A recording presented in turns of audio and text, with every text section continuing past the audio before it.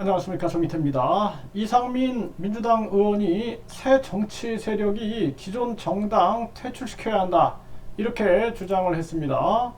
네, KBC에서 전하고 있고요. 이상민 새 정치 세력 기존 정당을 퇴출시켜야 한다, 네, 이렇게 얘기를 하고 있습니다.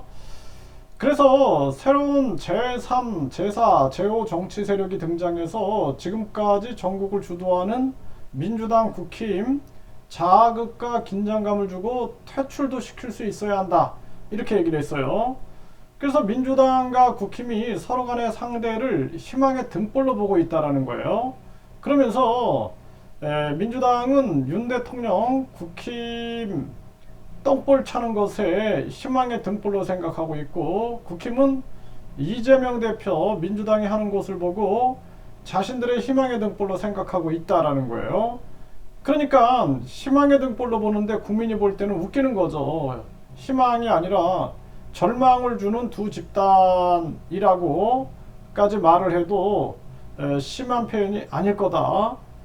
정치적 서비스의 품질 경쟁은 안 버리고 그냥 적대적 공생을 통해서 서로 권력 싸움을 하고 있다라는 거예요.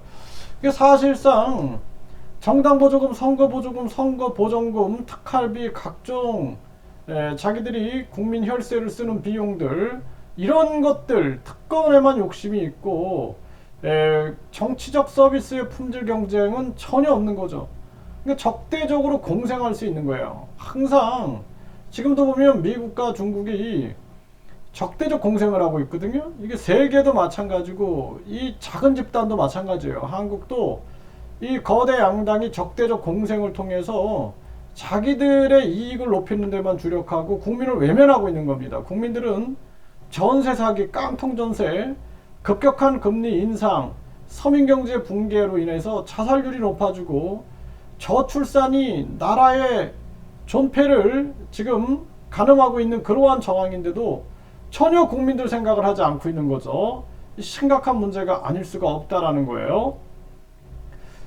그래서 지금 중요한 것은 우리 국민들이 깨어나야 됩니다. 그리고 이 정치권에도 자꾸 얘기를 해야 돼요.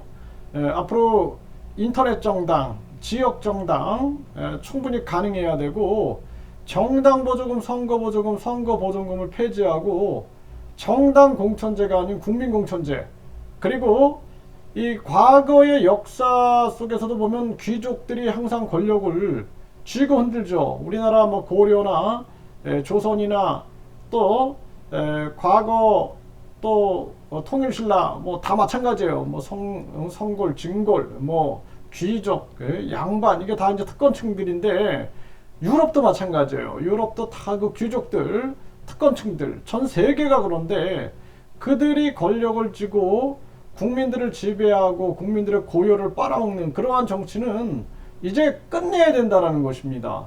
그래서 국민들이 국회의원 국민소환제, 국회 해산 국민투표제, 국민투표 시민발언제 같은 걸 외쳐가지고 국민 주권이 정착되는 그러한 정치의 시작이 돼야 된다, 저는 그렇게 보고 있습니다. 그래서 이번에 일단 가장 중요한 것은 거대 양당을 심판해야 된다. 그리고 이 제3당이 빨리 만들어져야 된다, 저는 그렇게 보고 있습니다. 그래서 제3당이 하루빨리 만들어져서 이 거대 양당을 향하여 회초리를 들을 수 있어야 된다.